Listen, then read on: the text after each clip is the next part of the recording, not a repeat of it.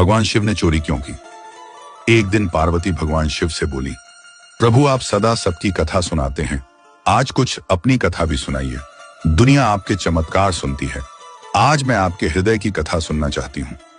भोलेनाथ मुस्कुराए बोले, देवी आज मैं तुम्हें अपनी चोरी की कथा सुनाता हूँ।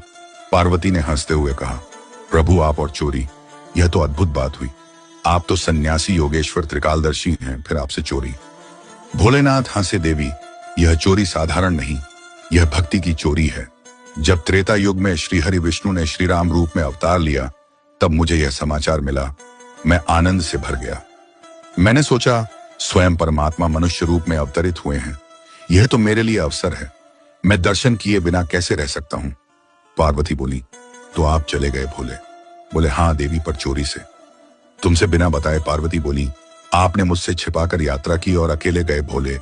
हंसे, नहीं देवी, अकेला नहीं गया, एक और गया। पार्वती बोली, कौन गया आपके साथ? भोले बोले, काकभूषुंडी। पार्वती ने हंसकर कहा, हमारे रहते आप किसी कौवे के साथ चले गए। भोले मुस्कुराए, देवी तुम नहीं जानती, वो मेरे प्रिय भक्त हैं, श्री राम के अनन्य सेवक हैं। अब सुनो, मैंने कहा था कि काकभूषुंडी के साथ गया, पर यदि मैं कह देता काकभूषुंडी को लेकर गया तो अर्थ बदल जाता। उसका मतलब होता योजना मेरी थी, पर मैंने कहा उनके साथ गया, इसका अर्थ हुआ योजना उनकी थी। इस तरह दोष भी ना लगे और भक्ति का प्रेम भी बना रहे। पार्वती मुस्कुराई, प्रभु आप तो बड़ी गहराई से सोचते हैं। भोले बोले, देवी भक्ति में भी बुद्धि चाहिए, तभी प्रेम स्थिर रहता है। फिर बोले, हम दोनों मनुष्य रूप में अयोध्या पहुंचे। मैंने नाम रखा शंकर शर्मा और काकभूषुंडी बने भूषुंडी नारायण पांडे। हम गुरु चेला बन गए।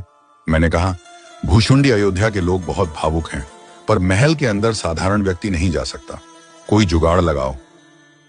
भूषुंडी बोले, गुरुजी पहले देखते हैं कहां भीड़ होती है। 2 दिन तक रेकी की गई, देखा कि सरयू घाट पर सुबह सुबह हजारों लोग स्नान करने आते हैं। मैंने कहा बस यही जगह सही है।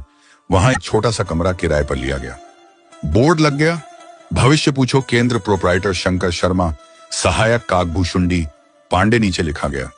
पहले महीने बिना फीस भविष्य बताया जाएगा। अब बात पूरे अयोध्या में फैल गई। लोग कहने लगे एक नए बाबा आए हैं जो हाथ पकड़ते ही सब बता देते हैं। अब मैं क्या करता देवी, मैं तो त्रिकालदर्शी हूं, जब कोई भक्त हाथ देता तो तुरंत कह देता। आज तुम पराठा खाकर आए हो, कल तुम्हारा झगड़ा हुआ था, पर अब सब ठीक है।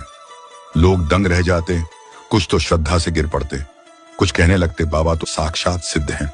भीड़ बढ़ने लगी, रात में 12 बजे से लाइन लगने लगी। कोई चादर डालकर बैठ जाता, कोई दीप जलाकर मनोकामना मांगता। अब इतना नाम हुआ कि बात महारानी कौशल्या